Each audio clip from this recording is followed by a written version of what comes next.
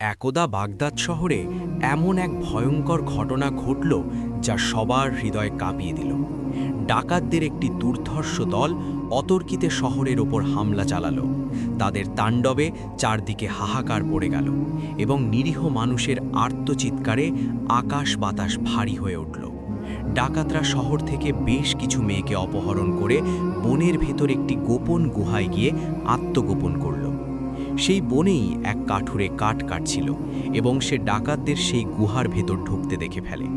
এদিকে শহরের আতঙ্কিত ও শোকাতুর মানুষ সুলতান সালাহুদ্দিন আইয়ুবীর দরবারে হাজির হয়ে ফরিয়াদ জানালো, হে সুলতান, ডাকাতরা আমাদের মেয়েদের তুলে নিয়ে গেছে, দয়া করে আমাদের সাহায্য করুন এবং তাদের উদ্ধার করুন। সুলতান সালাহুদ্দিন আইয়ুবী বিলম্ব না করে তৎক্ষণাৎ তার বাহিনীকে আদেশ দিলেন, পুরো শহর এবং আশেপাশের প্রতিটি এলাকা তন্ন তন্ন করে তল্লাশি করো। আমাদের যে কোনো মূল্যে ওই ডাকাতদের খুঁজে বের করতে হবে এবং মেয়েদের উদ্ধার করতে হবে। সুলতানের বাহিনী শহরের প্রতিটি কোণে এবং অলিগলি খুঁজল, কিন্তু দীর্ঘ সময় পার হওয়ার পরও ডাকাতদের কোনো হদিশ পাওয়া গেল না। ঠিক সেই সময় সেই কাঠুরে সুলতানের দরবারে এসে উপস্থিত হলো।